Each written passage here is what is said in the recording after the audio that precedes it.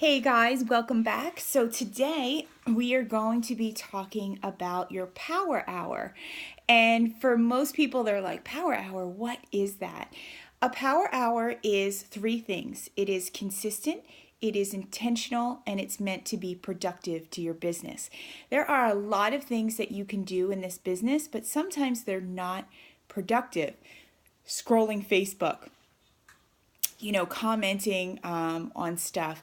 And sometimes we can get lost. And so, therefore, we're looking at our phone, we're kind of doing something. And then, next thing you know, 30 minutes has gone by and we haven't talked to anybody. We haven't done anything that is going to result in changing our business, bringing customers in, bringing coaches in. And so, it's really important from the get go that you create an intentional space where you do your business. I know a lot of us are moms and we multitask and things like that, but there needs to be some part of your day where you sit down and you're very intentional about the things you want to do. Here's the amazing thing about this business, guys.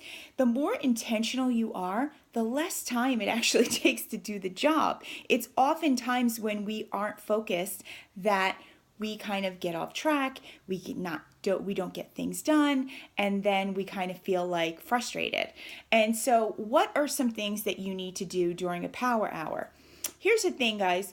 You might not have a solid hour to do this. You might be working another job, you might have just had a new baby, whatever it is.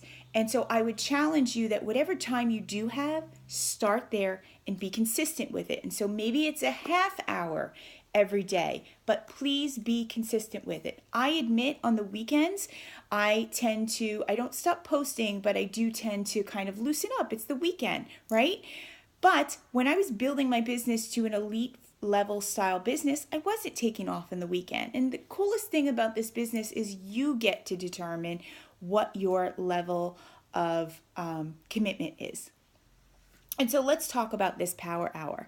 What are some things that you should be doing on your power hour? Well, you have a business accountability tracker that hopefully you have seen, and that is kind of going to lay out. Now, we know that you're drinking your shake and you're doing your workout and you're doing personal development. That is kind of part of it. That is the vital behaviors, and you should automatically be doing those things. What other things should be doing? You should be thinking about ideas to post. Oftentimes people tell me they don't know what to post. Here's the thing, if you're putting that pressure on yourself every day to just come up with like an amazing post, it's kind of crazy. And so sometimes I use that intentional time to think about like what I want to post, what theme I want to go with. There are oftentimes I write out posts and I keep them in the notes of my phone. And I have that there, if I'm having a crappy day or I don't feel inspired, I have something to choose from. You want to make sure that, again, you're adding 3 people to your network.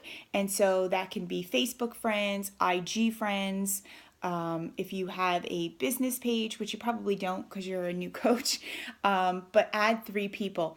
You want to be sending 3 messages. We call these hey girl or hey guy messages. Guys, these are just strictly non-Beachbody. They are only sent to connect. They are only sent to kind of just talk to people, just get a conversation going.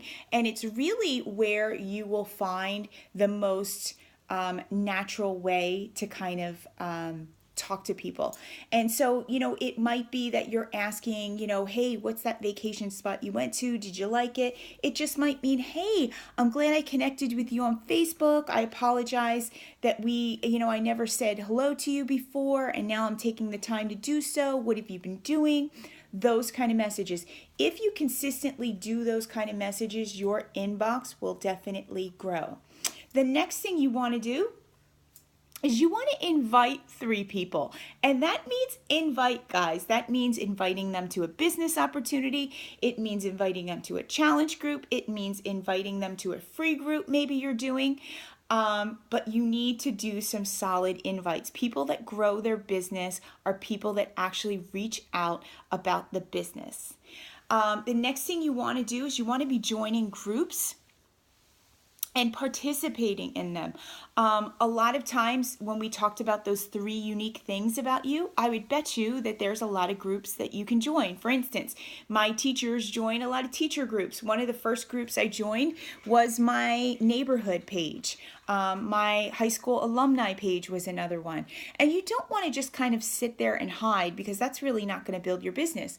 You want to take time to make yourself kind of known. And so, I'm in a lot of breast cancer groups. And so oftentimes I don't share in there about Beachbody, but what I do share is, hey, I'm reading this personal development book, or hey, I'm doing yoga and it's really helping me. And then I also comment on there. And so that allows people to send me friend requests, or it allows me to send people a friend request, and that allows that to grow. The next thing I want you to do is to be checking in with existing customers that you've signed up. It's really important that you support them on your journey and that you keep consistently checking in with them. Another thing you want to do is follow up. Follow up is huge. I think there is a stat that it says 80% of all sales are made in the 5th follow-up. That means 5 times, guys. And I often kind of joke that it takes 5 conversations for me to have with somebody before they're ready to buy. And so I really don't kind of think that the first time I talk to somebody, I'm going to make a sale. I mean, if that happens, then I just consider that, luck, and I am grateful for it. But most of the time, my conversations go on for months with people. And here's the thing, if you're not following up with those people, then you can never get that sale, because you're never following up.